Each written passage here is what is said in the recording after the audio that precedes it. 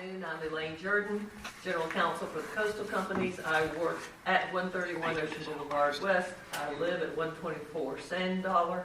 I'm here to speak on the commercial zoning ordinance, the proposed changes. And first, I apologize if you all have, you being this body, has already gone through this whole process, and I was not previously aware of it and involved, so I apologize. But obviously a letter has gone out to owners, and I appreciate that. That was important that we now know about it and we're getting involved. I know that at the council meeting that there were several people that spoke that had concerns, and so it's now back before you. I guess one of the first questions I would have is, how many lots or properties are we even talking about that are zoned commercial? And where are they? And how many are improved and how many are vacant? Because what these proposed changes do will affect both improved and unimproved, but in very different ways. You have to, how are the proposed changes, which are very significant if you were talking about adding setbacks, doubling setbacks, when you're talking about quadrupling side setbacks, you're talking about affecting the buildability of existing unimproved lots. When you talk about, we had a storm, or some other catastrophe, that you have improvements that then are affected, can you build them back, and how does that affect those? Commercial properties on the island, I think, relatively are very few. I'm not aware of any problems at all with the existing buildings we have on the island that are in commercial. So first comment I would have is, why fix something if it's not broken? But commercial is very important. When you're a property owner and you're paying taxes, quite a bit of taxes, and it's all falling on residential, generally, you really would like some commercial in order to bear some of the burden. Secondly, when you're talking about tourism, vital to our industry and real estate, to have commercial facilities on this island, not off the island, but on the island, not everything. We're not going to change the nature of the beach. We're not talking about making it into anything that it's not, but simply to be able to encourage development in some limited fashion is important. And I think that what these proposed changes to do can hurt development, certainly can hurt what we already have existing, and could hurt new structures. So, one, I'm asking why there would be any changes at all. Secondly, I think we need to define the problem, if there is a problem. And then thirdly, I think we need to move forward with much research. Thank you.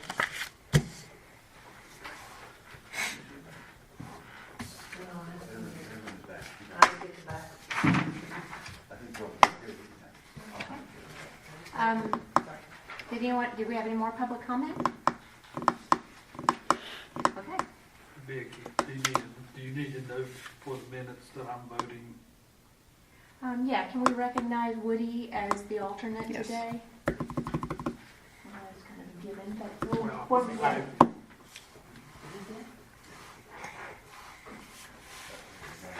Okay, approval of minutes.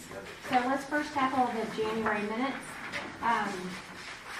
Wanda, for some reason, I have two sets of January minutes and they're different. You had started making some changes in the last meeting, so I went ahead and made those few that I had recorded. Yep. That should be the set your... Second set? Yes. There was just a few things, but I went ahead and made them, sent out the new set. Okay. So, did anybody have any changes, any additional changes? Hey, Rhonda, the only thing on the January minutes, in Okay. the first paragraph, last sentence, you got alternate members and me. Okay.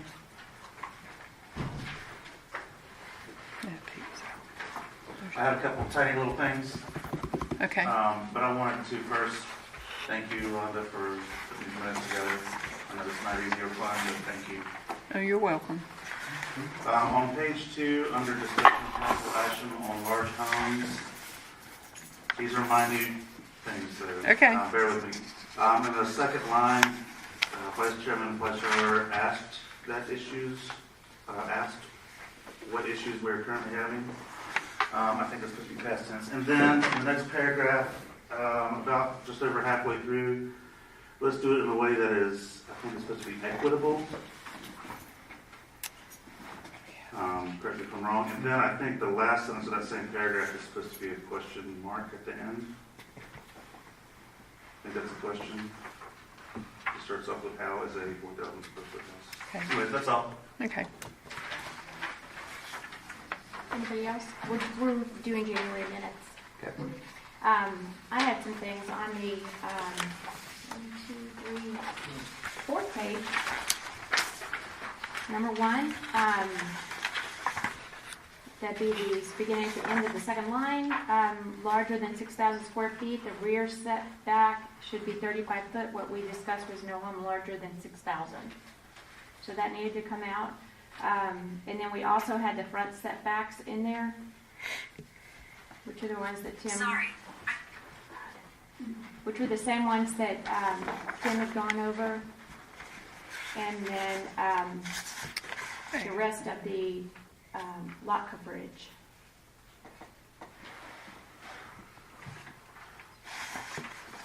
And then on the next page,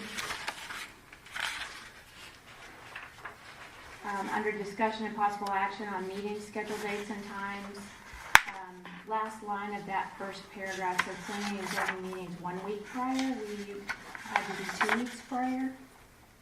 And in the next paragraph, it's not August the 11th, it's August the 13th.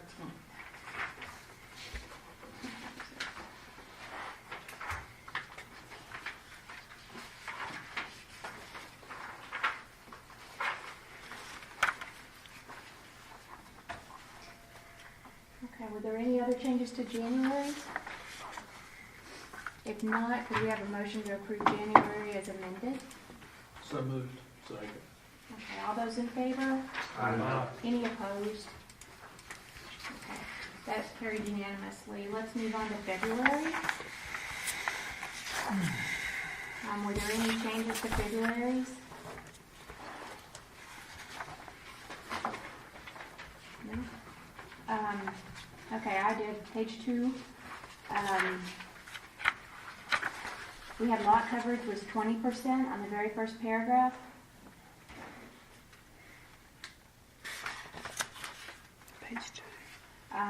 You have a note in there that said this proposal does not apply to multifamily homes. I don't recall that being in our discussion.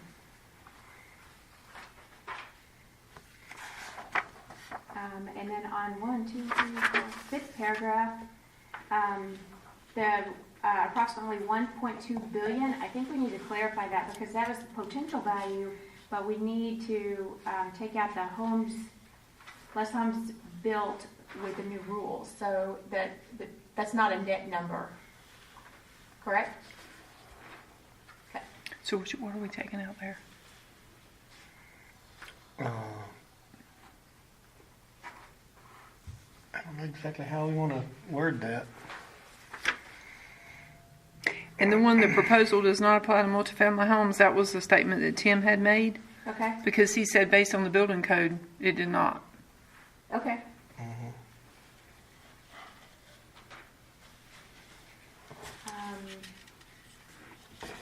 And what are we going to do with the billion? 1.2 billion. Can you just insert after billion? Can you less value of homes built with new rules? Okay. Can you suggest something? Hold on. Yeah, we got to think about that because what that is.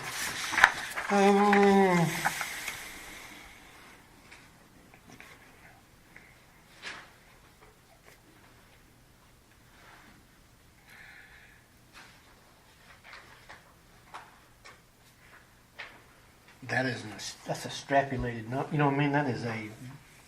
Yeah, but the way it's currently in there is very misleading. Yes, it No. is. It looks like you're reducing it by 1.2 billion. 1.2 billion. Yet it could actually be zero. It could actually be zero. Yeah. I would just say it could have some impact. That's what I would do. Okay, Yeah, I can accept that. yeah. Is everyone else okay with that? Because you don't, they would have to, every house would have to be, 'Cause in you order said for you- that impact, every house, which is not gonna happen, would have to be bigger than the biggest house. Right, That's what that number's also. and assuming that nothing else would have been. Yeah, it just needs to be, say what we just said. That's a, Okay,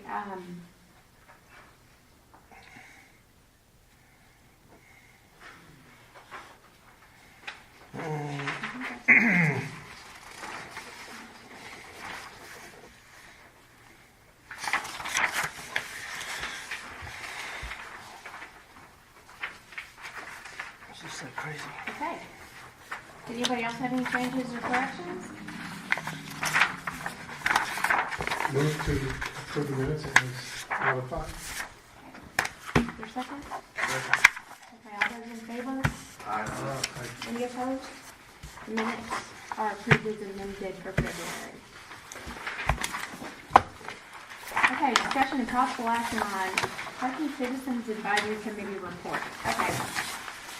Based on our discussions and our two meetings that the Parking Tech had, I summarized it in this report that you've got.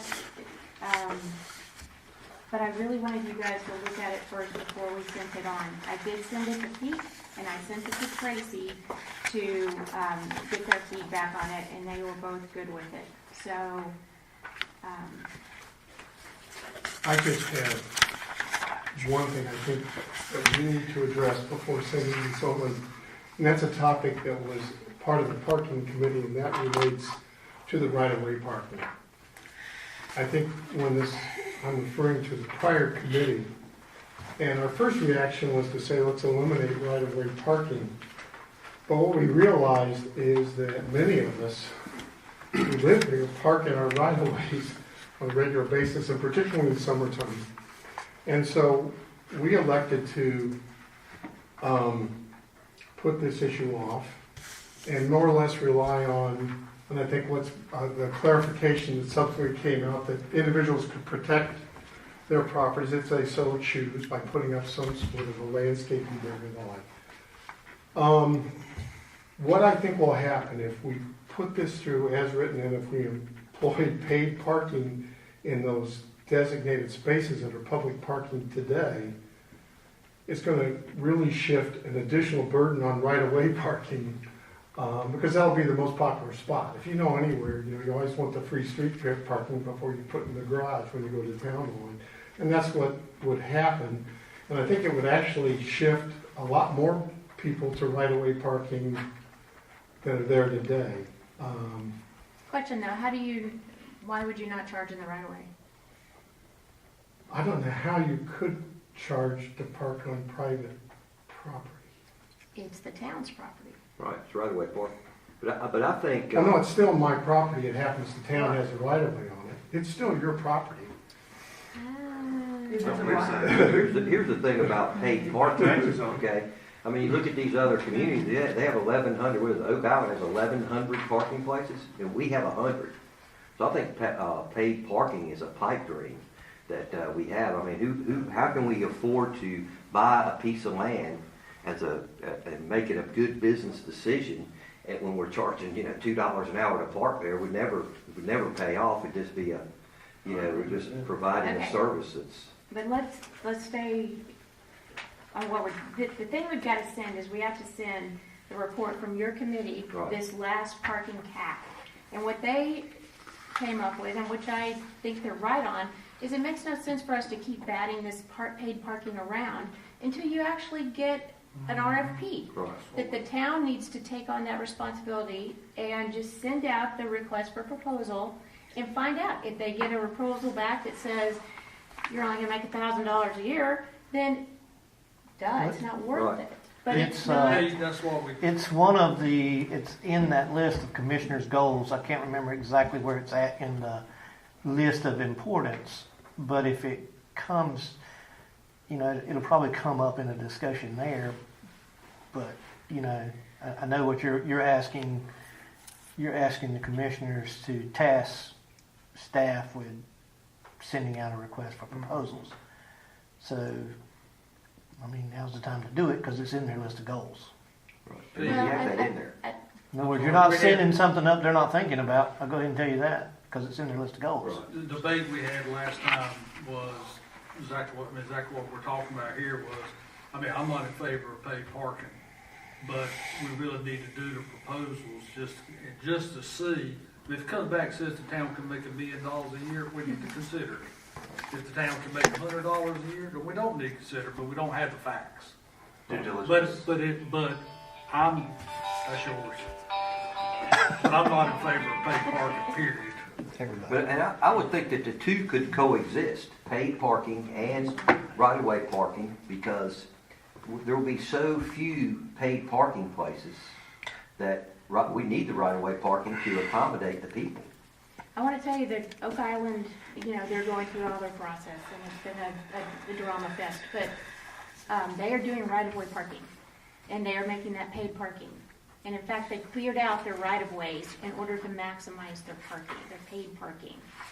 So, FYI.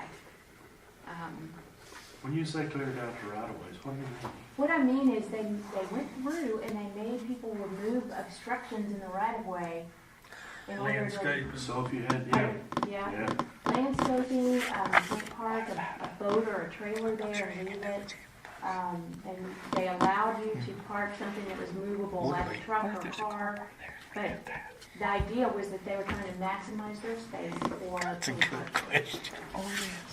So, I hope we're not putting Oak Island as our striving goal to become, because No, I think it's that's the just- last thing we would Amen. try to reach. But, that's fine.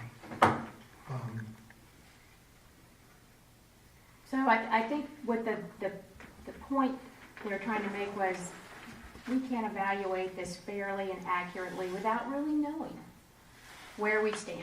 So Well, to keep discussing it is, Yeah, I think the RFP may be a good idea, but there's a long conversation got to be had about using right-of-ways.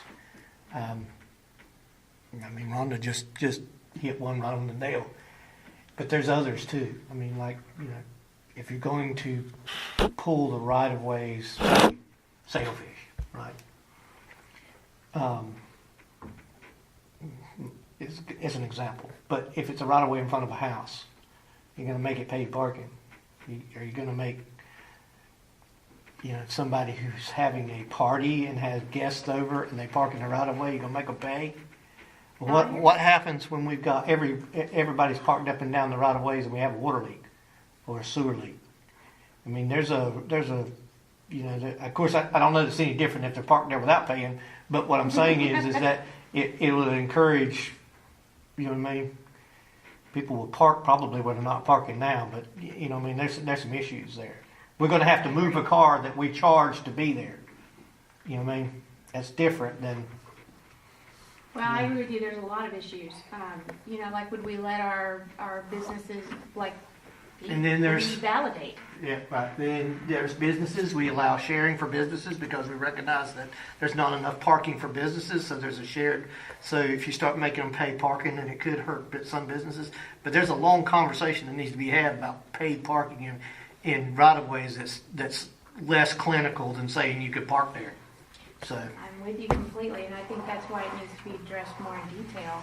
And I support what they're saying. yeah. But, you know, I don't know what the viability of paid parking is without the right-of-way. Causes a limited number. Is it safe to assume that if no one responds to an RFP, that it's not viable?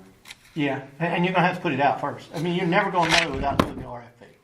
I mean, we had that phone conversation that was had with the other gentleman in the last parking. You know, he polled everybody. But without, the question is without a legitimate RFP, these places deal with towns every day. They're not even going to take it that seriously if you pick up the phone and say, hey, I'm Joe off of a subcommittee to a subcommittee, and I'm trying to find out if we can get paid parking. They're not going to take that serious. But they will at RFP if you put out a request for proposals. Do you have to do an RFP? Can you do an RFI? You could, yeah, we could do that. It would be, you know, whatever the commissioners choose it to be, they'll task David, and David will tell somebody to do it. Yeah, well, that's his job, but that's the way it works. It'll be me. Probably. Or Christie, it'll be me or Christie. Yeah, one or the other. So we're back to this memo. Do you guys have any changes you'd like to make to it? Where do you want to go with this? We need to wrap it up and send it on. That's what I do. I'm personally fine with it. Me too.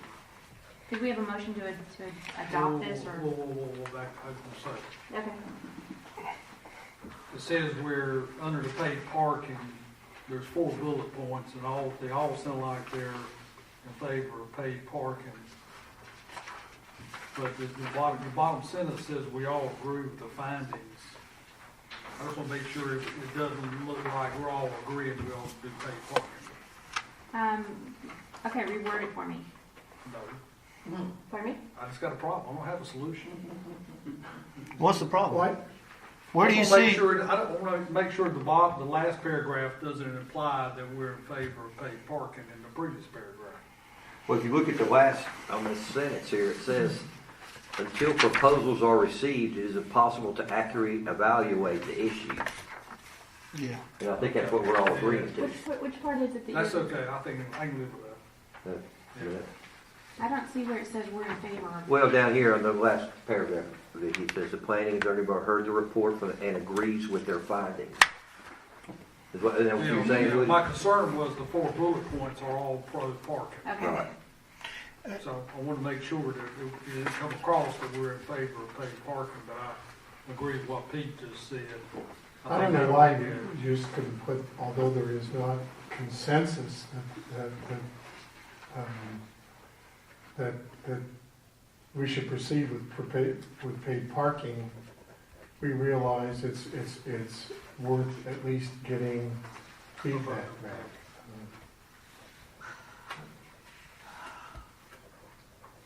Yeah, I think we kind of put all that up with,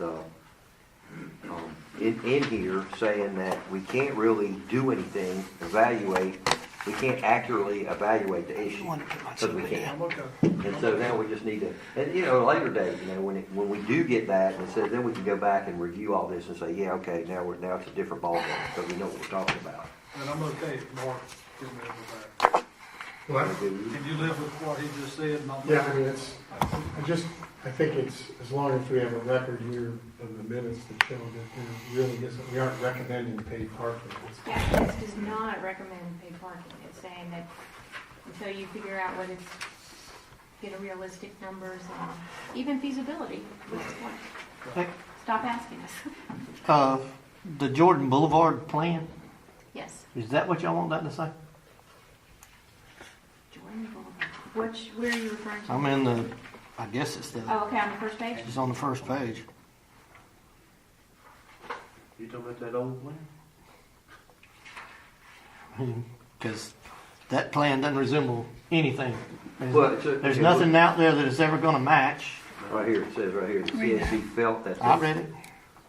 this is out of date and in need of revision. The only way we're gonna put this to bed, in my opinion, is get an RFP. Right. And this died, this was free and it died when it was a free It was a thing. free The plan. property owners wouldn't go for it. It was a free plan, but it wasn't a free. No, it was a grant and everything. No, they were trying to get a grant. They were helping us try to get a grant. Okay. And it was actually a matching grant. It wasn't free.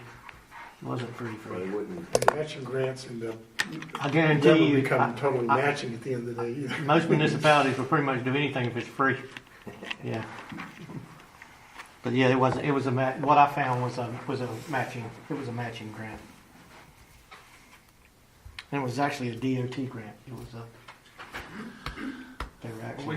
We say in the last sentence of that paragraph, their recommendation was to further investigate and completing this. Yeah, so project. that's the part that. Yeah. It What saves does, us. what does that mean? I would put similar. That Yeah. project's dead. Yeah, Yeah. completing a similar Their project. recommendation was to further investigate and complete similar What's the project. concept? Yeah. Or You know, it's just a place to begin where the general outlines are in the right places. The concept of, angled parking is there. There's concepts of more trees. There's concepts of sidewalks and other things. It's not all ironed out. But as a concept, I think it applies to that context. So if I took out project and put concept, It does say, Similar. it says revision, revive, it says that. The concept was very good. It says that. And then last thing say the recommendation was to further investigate completing a similar project. It says this project. Right, so maybe okay, so take out this and put a similar. Yeah.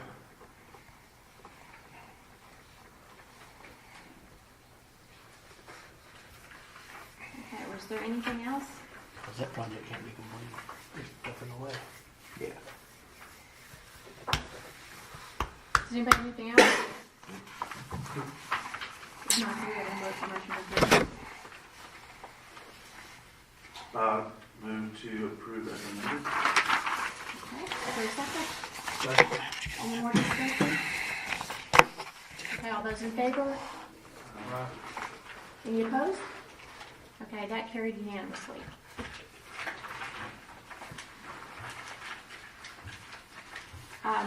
Rhonda, I'll go back, make those changes and send it to you guys. Okay, Okay. What was the motion? to make this change. Approve as amended. Approve as amended. Prove this document. As We'll put amended. Similar in there. That's really the only thing we changed, and we just Right. put similar project. So,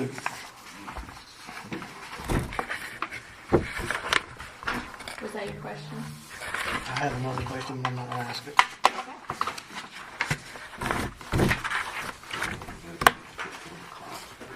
Okay. Discussion and possible action on commercial zoning ordinances. This is Tim's topic, but before we get going, I wanted to just point out that the diagrams that you have that were in your packet with the red circles. Sure. I put this together. This was not the staff putting this together. This was me going back, trying to figure out where exactly we have commercial, how many lots there are, just trying to make sense of it. And basically, I've got 5 areas, and actually the 5th area, I don't know. I think the rule is our zoning map is the ultimate document, correct, Tim? Yes, ma'am. And it shows Area E as being residential, Yeah. correct? I talked to the county about that. Yep. The county told me to make a copy of the map and send it to them. Okay. Yeah, I tried deliberately to get them to take care of it on the phone. What it happens is you got a consort of the tax people relying on GIS and GIS getting their information from the tax people. It's government. But I spent 2 hours on it, and they basically come down to me sending them a map, copy of the map. We're going to get that to them. Okay, But yeah, that works for me. I just wanted to pull it out. but that's not zoned commercial. It used to be zoned commercial, correct? It used to formerly be some kind of a. It was like everything else at one time. It was something else, and then when the map was officially recodified and redone in, it was I can't remember what the dates on it, but it's out there. But it Okay, sometime in the early 2000s, maybe before that, and then it was redone again in 2008. But it was actually in the land use plan the same way. You know what I mean? It's a matter of record. well, in the land use plan, it actually shows as commercial. Yeah, but it was, like I said, it was showed up that way, but it's actually on the map. It's So as we're revising our land use plan, we will get it right this time. yes, we'll be right this time. Okay, so just to summarize real quick before Tim takes over, in that case, basically there's 4 areas. There's an area over on the waterway between Ferry and Shrimp and Canal. I just named that area A. There are 4 parcels over near the ocean front that I call the area B. I would expect most of that's not buildable anymore. There's Area C, which is our central commercial district. That's what I called it. um, 10 parcels between Jordan, Quinton, ICW, and Brunswick Avenue East, 8 parcels between Jordan, Quinton, Brunswick Avenue East, and OBE. The area between Jordan Boulevard and the bridge is 11, and the area that's oceanfront, there's 10 parcels from Rothschild to Sixth Street. And then there's 11 parcels and 8 townhomes between 130 and Davis Street. You all know where that is. And then Area B is the pier area, which I had misunderstandings about that. That the hotel area that was the hotel that was really R2. That the whole travel trailer park, part of that is R2. It's in 3 or 4 zones there. Yep.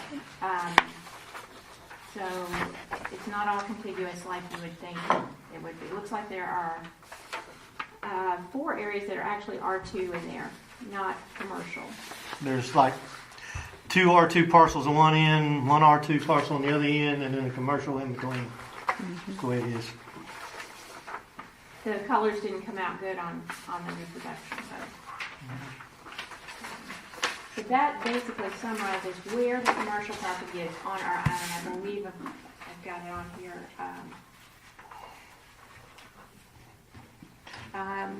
There are 94 parcels, Zone C1 plus 8 townhouses that I didn't count. 24% of them are single-family residents, and 34 of them are vacant. That's what I came up with.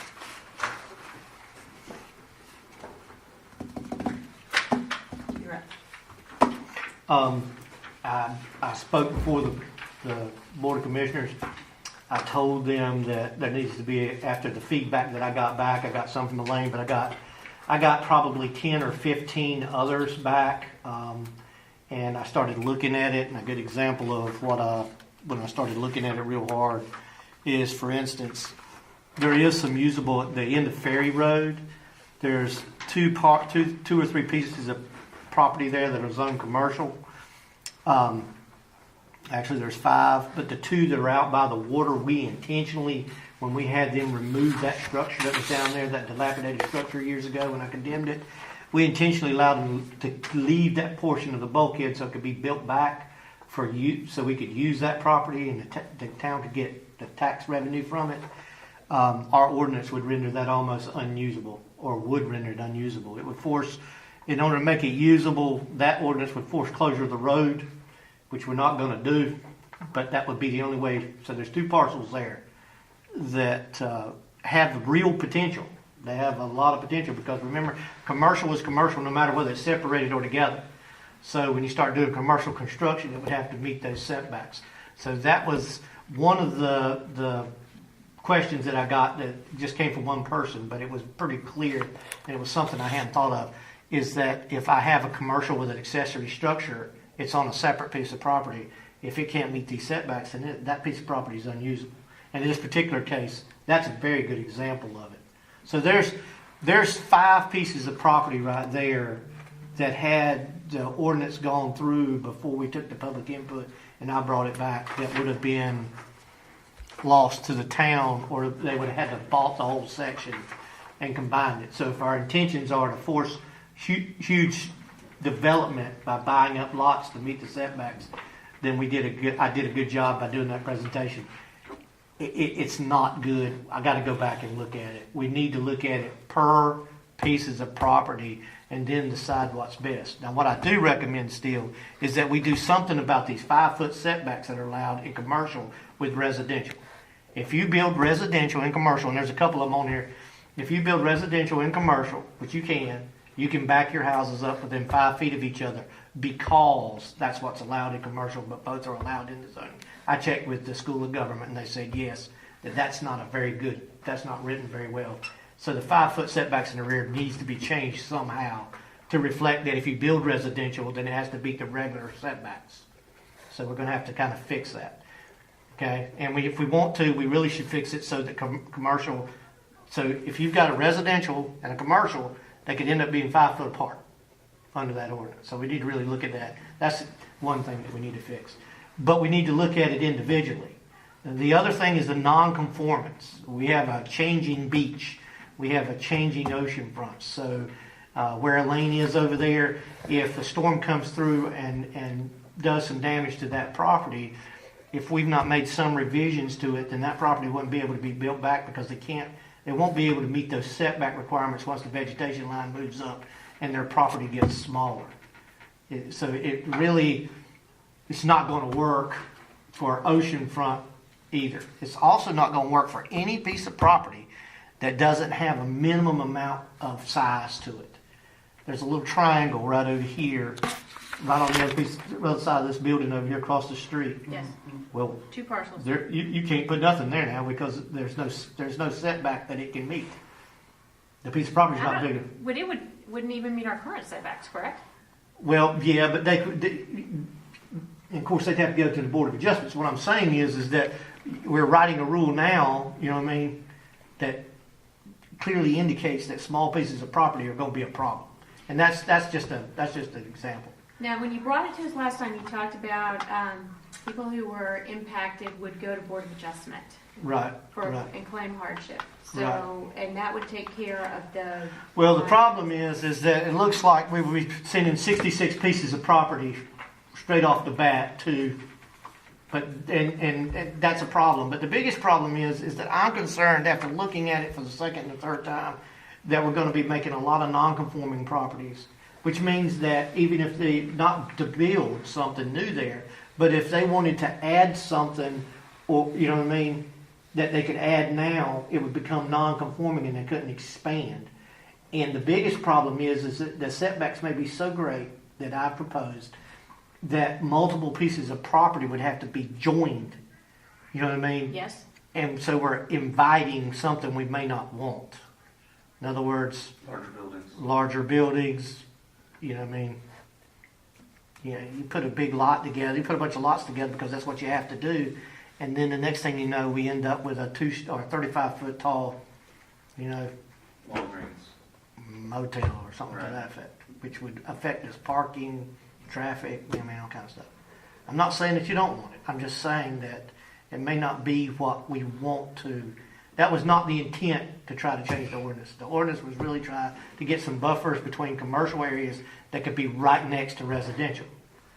And if we can't get there with what we're trying to do, then we may want to try to look at using other zoning rules to get there. But So we just definitely need to do removing- something about the 5-foot setbacks. What about removing residential as allowed use in commercial? Well, I mean, that, In other words, when someone builds a residential structure in a commercial area, having them rezone.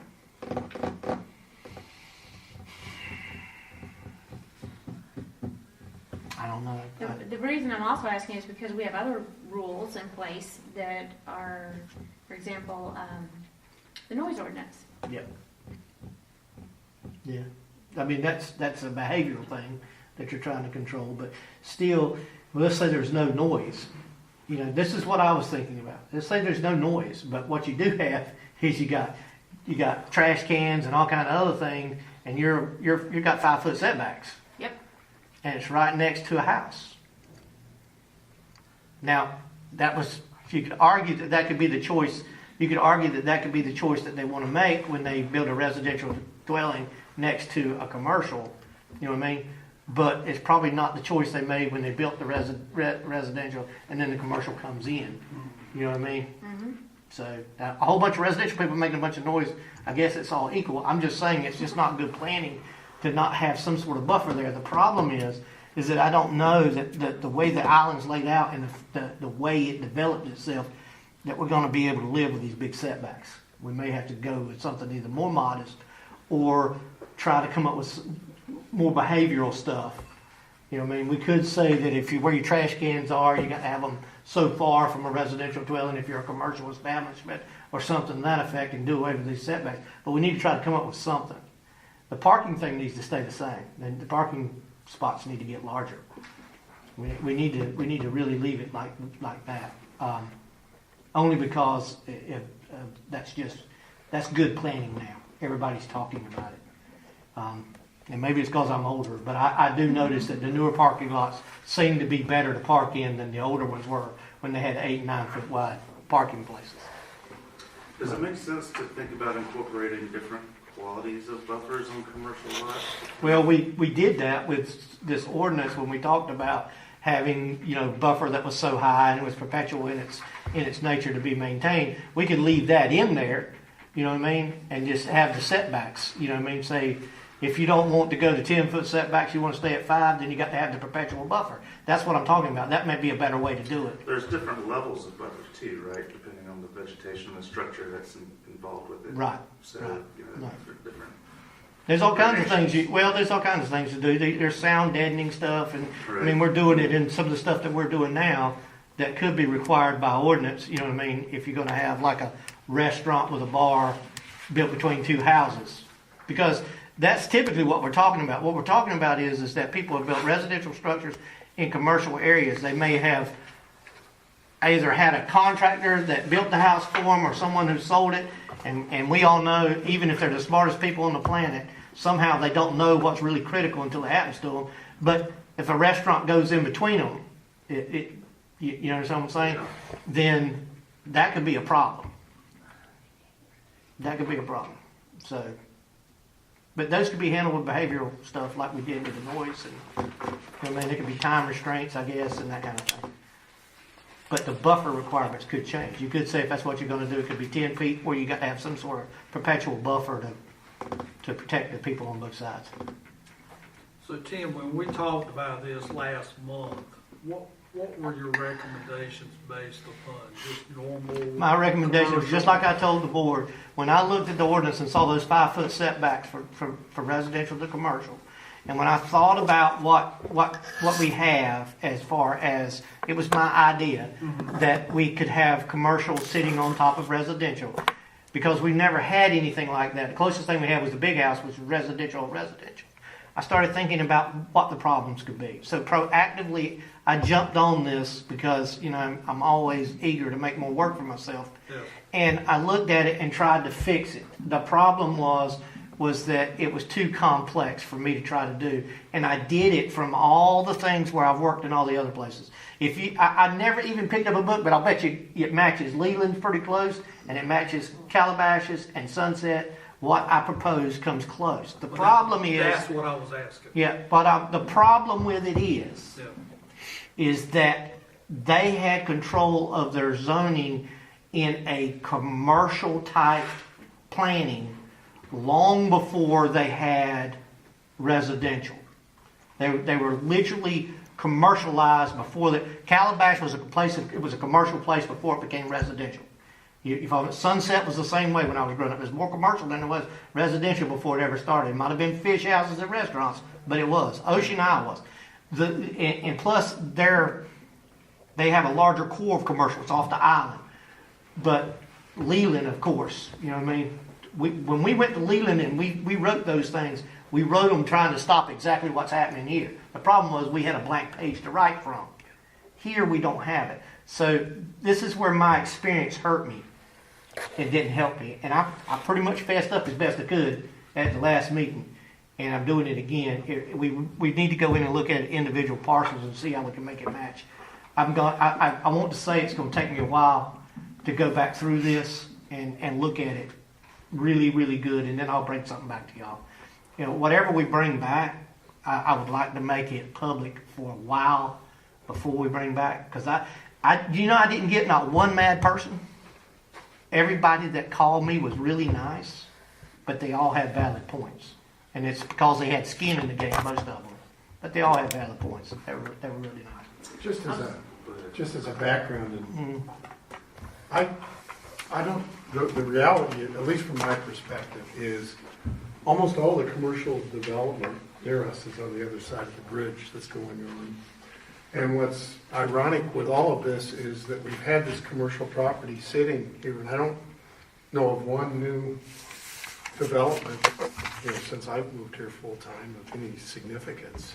Well, There's some modifications and significant modifications that we're doing, and so I guess, and I know this is back to the land use plan. I think there was I think some of the citizenry really welcome more commercial development, but the economics somehow, I guess our properties are almost more valuable as residential, particularly when the last value ran up occurred, and that's when those houses built in the commercial zone. So the irony here is we're making it more restrictive over something that's not in high demand now, and That's true. that's a different kind of phenomenon. I don't know that this is what the solution is. Well, I can tell you that since going back to Rome, politics plays a big role in everything. And I have to think about what my role here is as historically, right? So if we go back and modify this and something bad happens, somebody brings a motel in here and everybody starts complaining, I get to say, well, look, I tried. Do you understand? Yeah. But at the same time, I mean, that's not what I was doing, but I'm just saying that typically you're going to have a whole lot of feedback one way or the other. It's going to happen. It just ain't happened yet. Yeah. It's going to happen. It ain't going to happen in the near future. We'll probably see a lot of the same stuff we've seen, which is like, R2 townhouses and commercial, or there's stuff like we got down there. There's whatever those are down there, but they're supposed to be condominiums and that kind of stuff. But that we'll see more than that, because I think that's more of what we identify as commercial. And if that's okay, then it's all right for those types of occupancies to be right next to residential, because they fit in well and they've blended well over the years. You know what I mean? But let's say somebody decides that parking's a real profitable business and buys one of these vacant lots and puts a 35-foot tall parking deck right next to a residential dwelling. I'm just saying. I tried. Also, how I think it's important for us to think about how this will affect rezoning. If someone wants to try to rezone a residential lot to a commercial lot, how these new regulations will apply to those kinds of situations. Yeah. But I think we've got combined lots now. If someone says I want to rezone to commercial, and you've got all of a sudden you've got 150 foot frontage. do you know how many uses that we have? Whoa, it's can be significant. See, the other thing you have in other towns, and y'all may recognize this, realize it or not. I know Elaine does, because she goes all over everywhere. But we have commercial. That's it. In Leland, we have 5 different commercial zones. So you ain't going to have a restaurant in next to somebody's house, and you ain't going to have a factory, industrial, or a parking lot in a residential neighborhood, a parking deck, because it's going to be zoned to be somewhere else. Do you follow me? For most part, or part of another, something similar to it. But that's just the way it's written here. It's just we got all these uses and we got a handful of zones, and that's it. And pretty much everything's allowed in everything except for commercial. So, we have to consider that too. We'll have to look at that too. That's why most of what I proposed ain't gonna work, because we don't have multiple zones. We don't have anywhere to send. We don't have anywhere to send that stuff that I'm trying to keep right on top of everybody off. I don't have nowhere to send it. Can't recommend having parking decks in C3. Yeah, so I'll say. So you think it'll be 90 days, 60 days, 120? No, it won't. It'll probably be sometime in the summer. I got a big wedding coming up in May, so I'll probably have to get a second and third job. But anyway, and it's my son. I understand. I thought when you had sons it didn't cost nothing. But, That's wrong. Yeah, that's wrong. But yeah, I'm hoping to get it back to you by the beginning of June, maybe in May. I want to go through every one of them and take a look at them, and then I want to go back and look and see what the impact is, and try to play around with some different stuff before I bring it back. I don't want to do what I did last time. I don't want to do that. Didn't work out for me. All right. But this may be an obvious statement, but as the beach changes or as we have storms, you can't keep changing regulations, at some point, Mother Nature is gonna make some of these lots just. Well, the beauty with constant though is that they know what happens when it does change. When it's not constant is when it's a problem. And I'll give you an example. If you know that you have 60-foot setbacks based on the erosion rate, when the vegetation comes up, then you know that you're pretty much stuck where you're at and you're not going to be doing a whole lot. But you do know that as it grows back out, then you regain what you have. So if you're sitting on a lot like over here where Elaine's working, and the water has come in and we've got those setbacks, you know what I mean? And now all of a sudden you can't build, it doesn't matter where that vegetation line goes to, then that's not right. So I understand what you're saying. We're trying to stop something from happening that may be caused by something else. The problem is that's not consistent. Consistency would be one number to worry about and one thing to worry about. Now, a lot of the buildings, though, that are in existence wouldn't be able to be built back anyway, correct? Because they're... Right now, but if the beach grew, they could. There's some of them that will have a hard time. I'm thinking the ones that are not elevated.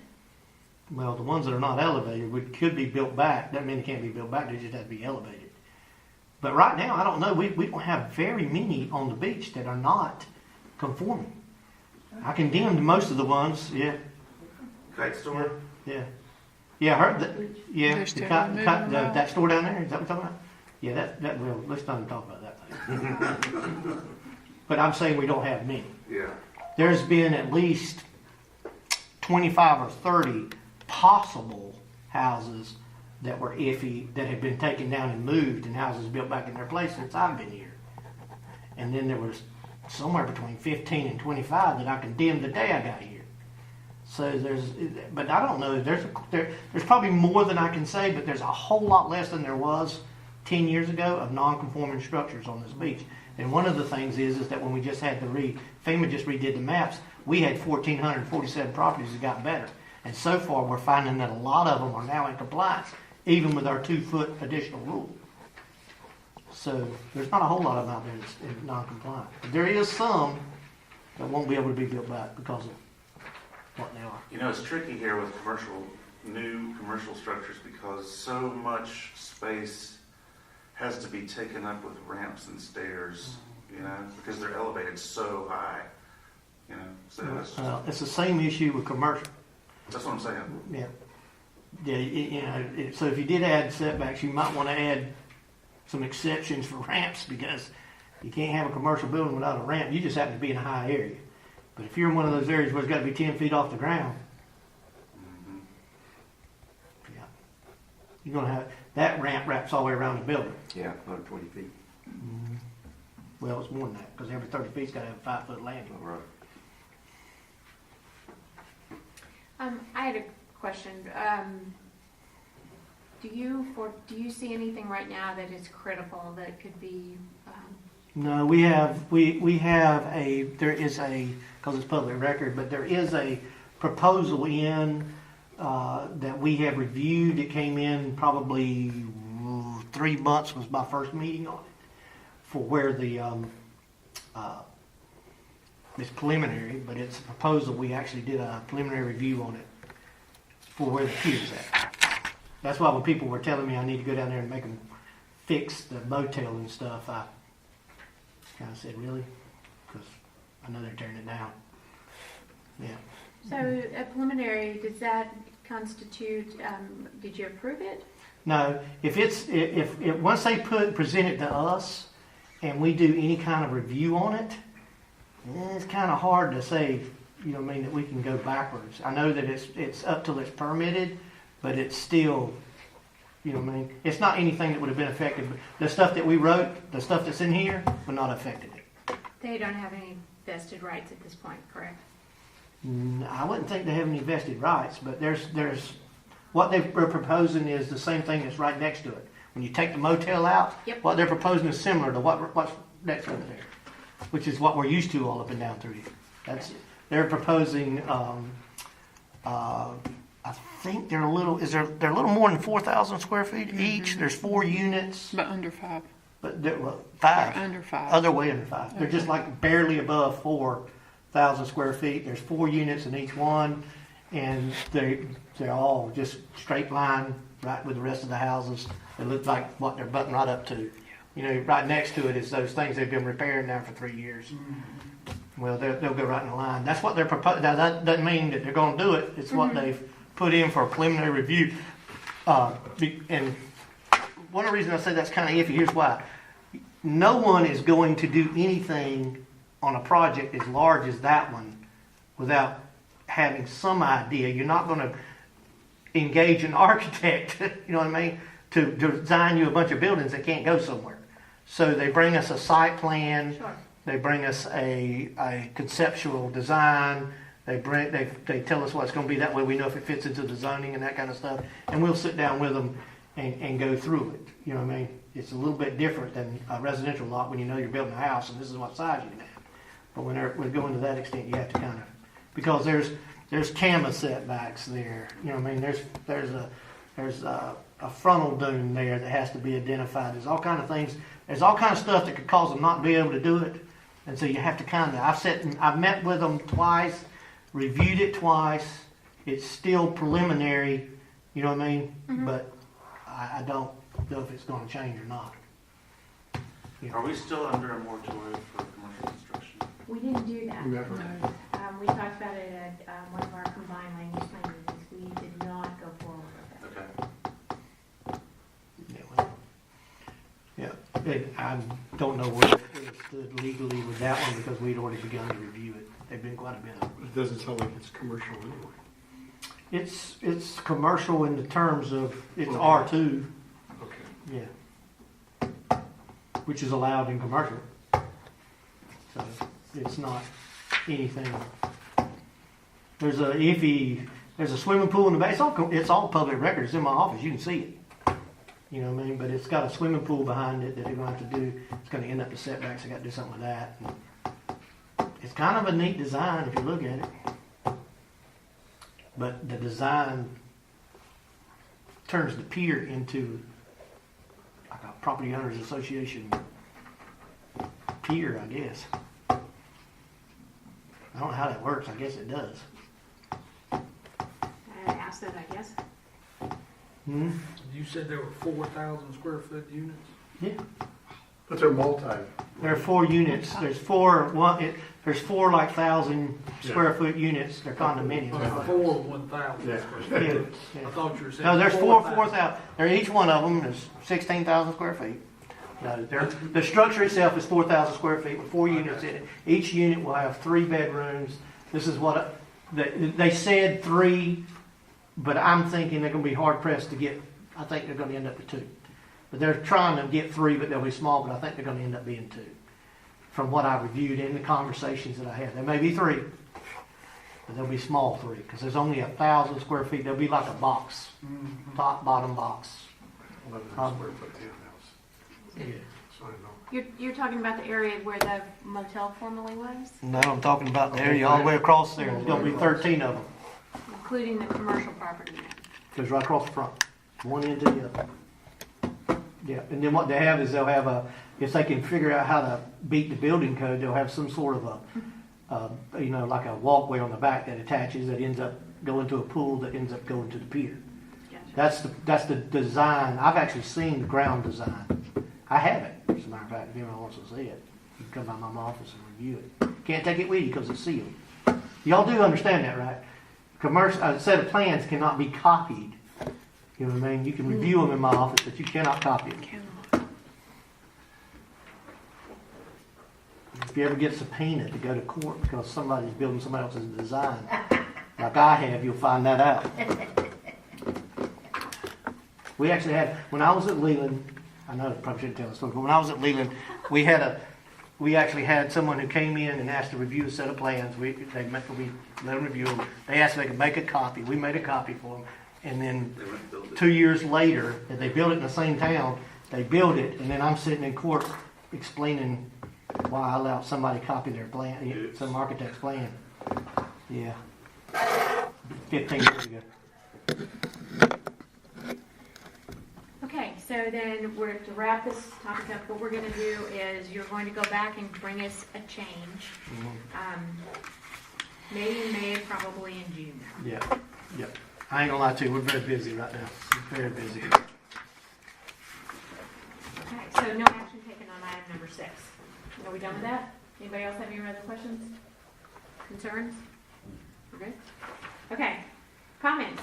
Our next meeting is April the 9th at 2 o'clock for planning and zoning. Woody had an excellent point that we may not need to meet again, in which case we will quickly cancel that meeting. Yeah, it's only a couple weeks off. Yes. April 23rd is our next land use plan meeting, again at 2 o'clock. Are there any other announcements? Comments? Okay. Are there any comments from the public? Do you want to talk? The only thing I would add is that, and Tim, I appreciate you going back and looking at this. Someone has said, or heard a few comments that, well, if there were an issue or we need hardship, then you could go to the Board of Zoning. I will tell y'all, that's a quasi-judicial hearing that is, I mean, it's a big deal. And for any property owner, for that to be, well, you just let you go to and get a variance, that is not the solution. So we need to have it to where the commercial zoning is appropriate for the land that we have, and I think Tim's going to go that. But don't say we'll just fix it in the BZA. That's all I ask. Thank Well, you. if it was making a future problem, an unseen problem, I would say that might be okay. But we're creating a whole bunch of problems. That's Right. not okay. Right. So, yeah. Thank you. Anyone else? Okay. I have a comment because, as I was saying earlier, I mean, there's not a lot of commercial, but geez, I'm sad to foresee what might happen to the pier and the like, and I would hate to see the same thing happen in the Jordan Boulevard area with those big vacancy things with something, and we would lose all of our, because common space to the community is still valuable, and it's disappearing upon us. Because the pier today really is almost a public space. Hmm?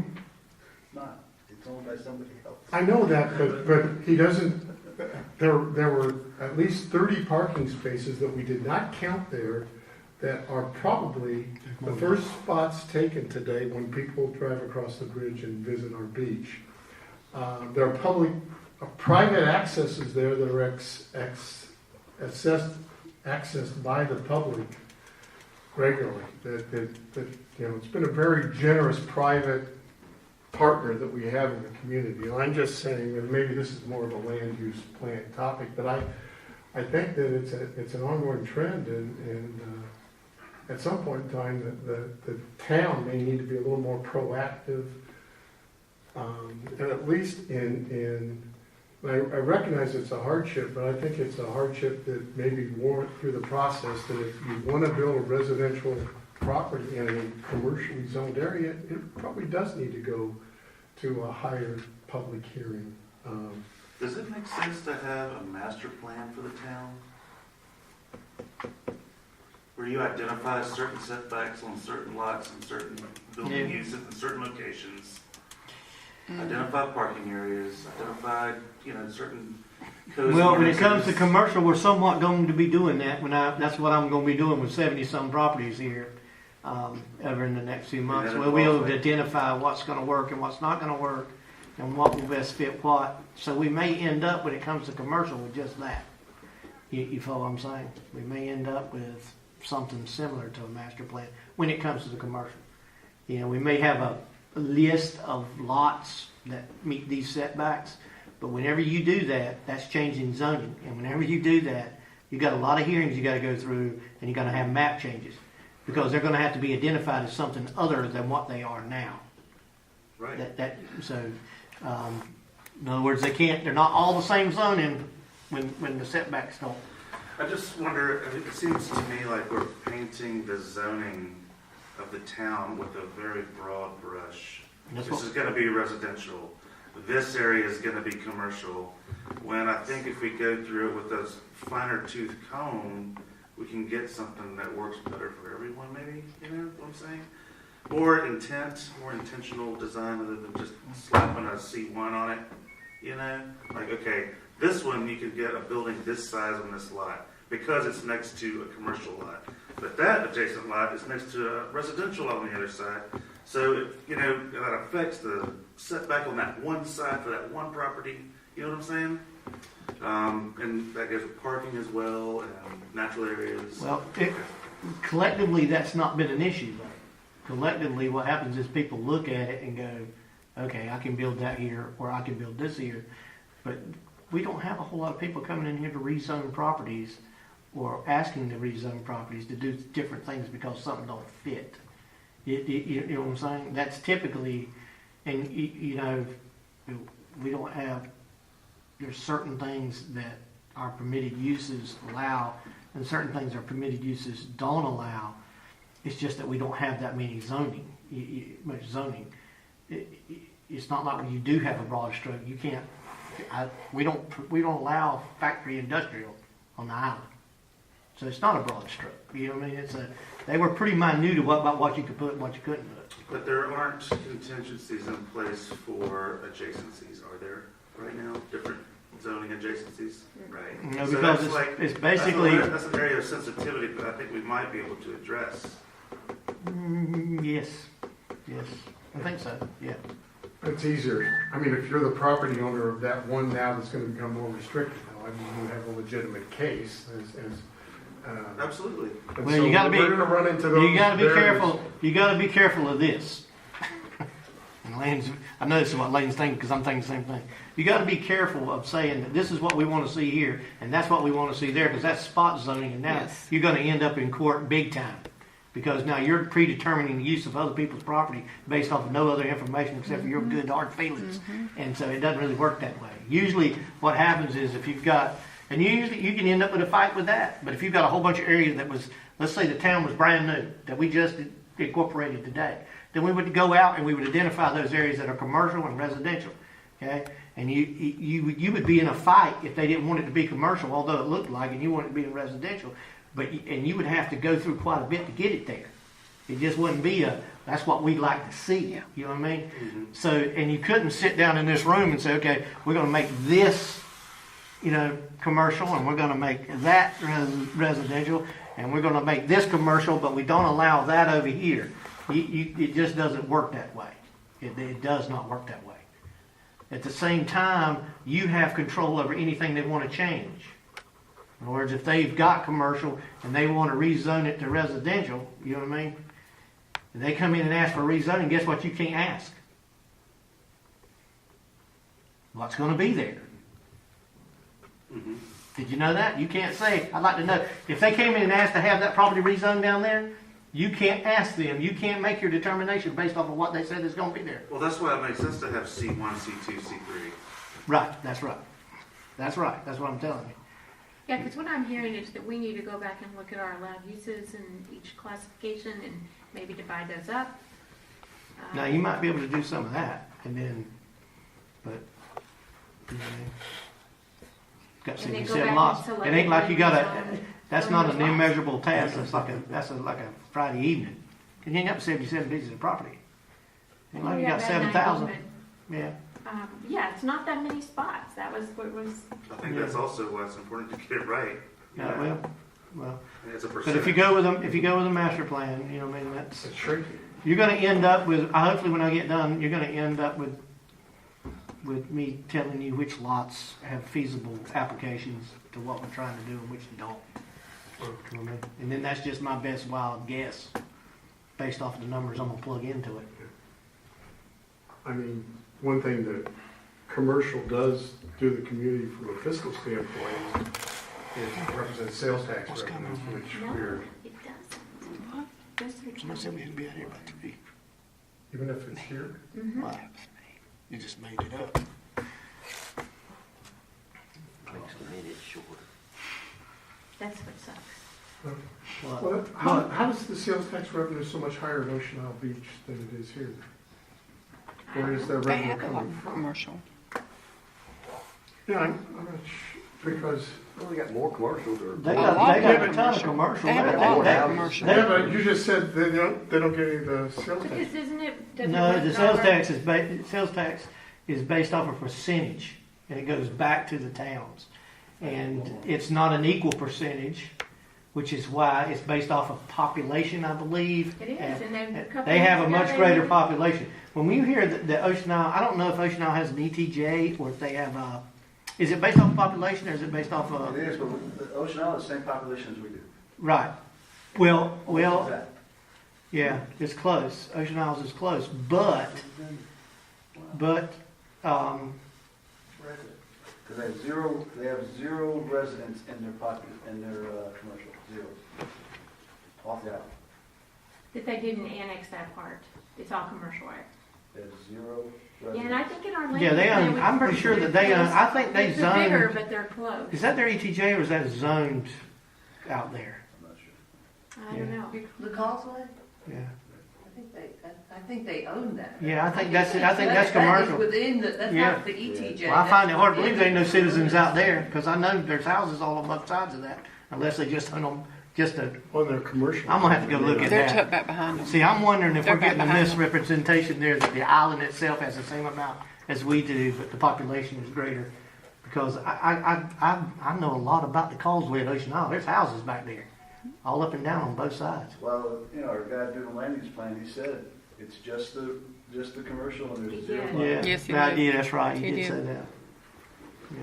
So I don't know how, I know that there was a big feedback on the revenues that we were getting based on the fact that they weren't taking into consideration the revenues that we're generating. Yeah, it was a couple years back, right, that they did there was a. That was a couple years back when they voted not to, Right, not to let us have it. right, they voted to do it based on population instead right. of.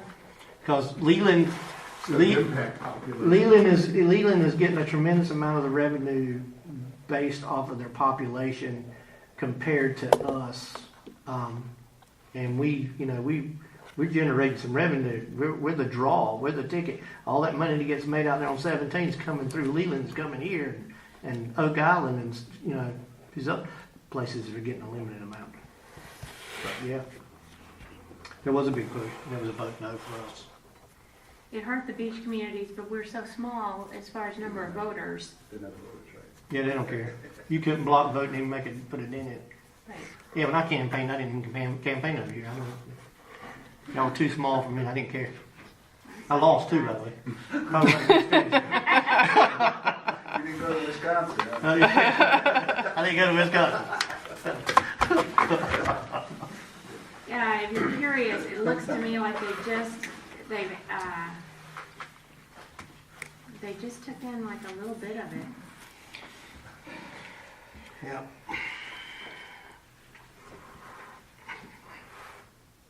Maybe, I don't know. I don't know what's there, but Well, I think one of the strongest characteristics of this place is its character. And so I think that it's important to do what we can to protect that character. And I'm afraid that if we have someone that comes in and buys up commercial property and says, I'm here to make some money, I don't really care about the place, plops down something that, is a moneymaker, but doesn't really contribute to the character, then that's gonna be a loss for the community,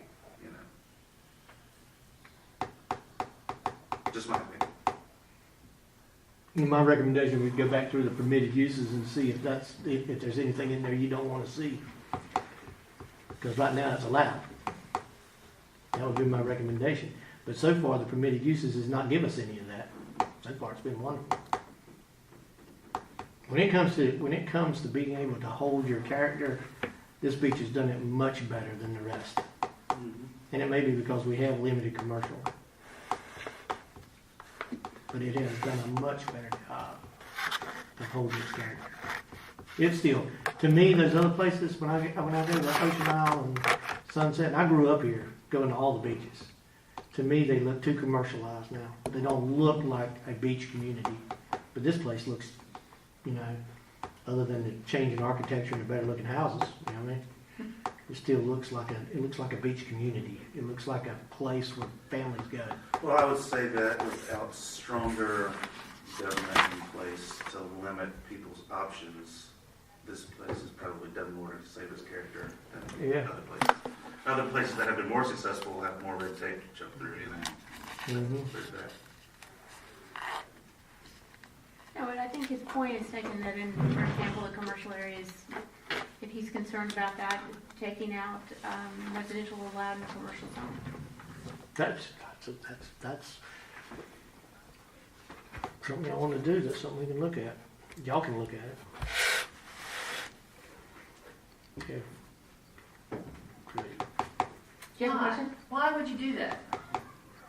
He's concerned,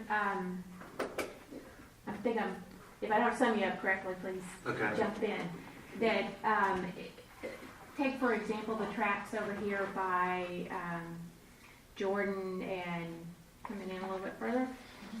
If those converted over to condos, that he would, like block condos, that would make you sad. No, not necessarily condos. Okay. I'm thinking about any permitted use that's not residential. It's just I need to clear X $100 per square foot, and this is gonna do it Jiffy Lube or something like that, like just something that's gonna crank money, and it's Yeah. like, that's definitely not workable. I don't know. Jiffy Lube might be a little hard one. I'm just saying, something that's moving From an economic commercial standpoint, traffic I don't think that's constantly, Yeah, okay. We're not on their prime list. No, Yeah. we can't get restaurants here because you don't have enough rooftops. I mean, we're a small island. We're not, the commercial is not going to come here because we can't get a But it restaurant. could, It's not, it's permitted. it's permitted, It's not economically but feasible. it's not economically feasible, so why legislate again? And to take commercial, an option off, I mean, we just built a house over here all in a commercial area. Why? Yeah, because that's where it's going. Because you couldn't get commercial, we couldn't sell it for a commercial use. And so in order to create revenues, we sold it for residential use. I mean, frankly, I think that's unfortunate. I would much rather had a commercial But use what's the in that 30-year area. view? What's the 30-year view when that lot goes for sale, and context is different here? There's a lot more commercial coming on the causeway, driving more commercial on the island. Somebody buys that property, tears it down, and puts something much larger there that's more commercial use. It can only be so large. Yeah. I mean, we have height restrictions, we have this, I mean, so, But it can be and you know what, the house thousands of square is a feet. it's a beautiful home. But I would, and the 5 feet setback on a commercial, what is wrong with that? I mean, we have a house right next to our bill, 131 OVW, and there is a residential structure right next to it, and it's probably real close over there. There's no problem. I'm sure that people are glad there's not a grease trap right there. Yeah, that's I have to tell you, I would live next to a restaurant all day long, and there are people who die to live in these mixed-use communities For where sure. they can immediately go right next door to the restaurant. Do not assume that just because a restaurant is coming to you next door, that that's a bad thing. Let people make their choices. Don't legislate at all. Let people make their choices of what they want to do. If it's a commercial area, they're going to know it's a commercial area. Fine, I mean, permitted uses, you're right, we don't want to have factories on here, but let's be realistic with it. we're not allowed That to. sounds like Asheville, North Carolina, where I come from, and now it's taken over all that. People building restaurants down next to houses and all that. And people love it. Everybody don't, well, they do, but Right, not everybody I does. You're right, and you will never move there, but the next I to it. moved out. Yeah, right, but some people would. Moved here. Some people would be okay. I'd It's be in the happy. character of Holden Beach, though. But we're not talking about much. We're not, I mean, it's not gonna change the character because we have so very little here. I would love to have a restaurant right here. I would love it, and I would move right next door to it. Well, you got to have. I'll tell you this. You got to have commercial. Yes, You got to have commercial because you can't zone out a legal use. So So- you move next door to a restaurant, and they have a deck with a band playing till 1 o'clock in the morning, and you love that. I'd probably do leading the thing. The answer is yes.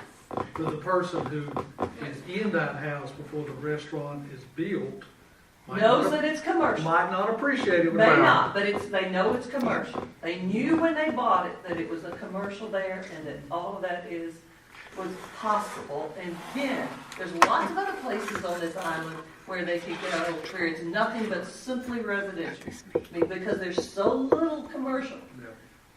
Don't take away, don't restrict it. Well, I'm not Please. ready to give this one. I know you are. I know you are. My sense is that if there is a buck to be made, if someone's not personally vested in the community, there are entities out there that will take advantage with little regard to the community, just because they can, you know? And so that's what's a little unsettling, I think, for me. Well, it's a little different for Lane and them because they're vested in the community, so they're not going to do a lot of harm. But at the same time, there is an inherent danger the way our rules are written that somebody could come in, especially in these commercial areas, and buy 4 or 5 lots. You know what I mean? And as long as they're not more than 35 feet tall, as long as they can meet the camera requirements and the setbacks, you could end up with something not so pretty. You know, For most commercial venues, their number one requirement are customers. Right. And the reality is that yes, in 3 or 4 months a year, we have a lot of customers here, but for the vast majority of the year, we do not. What, And that's, what do you mean by, I don't understand. You're saying that we don't have commercial because, I mean, I'm confused because what you just described is a whole lot of people who are actually visiting our commercial properties now. The commercial properties that we have on the island at any given moment can have 16,000 people go through. You're saying they're not here, but they are here. Yeah, And but the commercial properties, Over for 8 weeks. Right? But are they not coming? Yeah, They're not going to your restaurant because you're building. You're actually getting larger right now because you're building. I mean, I'm thinking about something I'm not that's appreciating your actually argument. permitted, not in the character of the island, and for, just as an example, Dollar General, right? It's happening on Oak Island, it's happening in other places, it could easily be done here. I wish Dollar General will give them.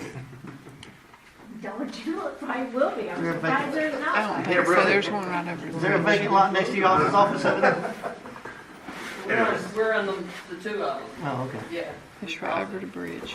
I didn't even think about They're that. not Dollar gonna, they're General. not gonna. Right next to It's you. right over the bridge. He said, "Be great." He's like, "That'd be great." Oh, yeah? Hello. It'll be great. so I guess the point that we had thought about removing the all use, where you could build anything in a commercial property, including residence.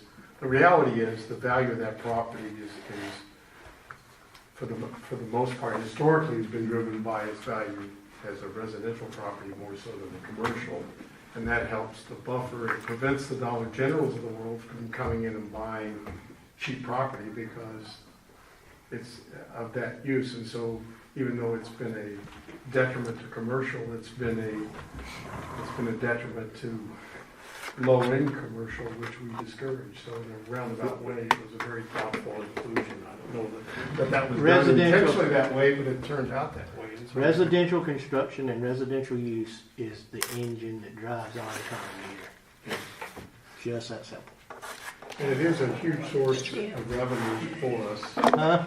through the theme park fund and camp. But Pete don't have no customers. Over there. You got to open your restaurant, get some customers. We had enough discussion. Does anybody have anything else? Thanks for the great discussion. Yeah, Thank you. Anyone else? I'll make a motion, we adjourn. All right. Say aye.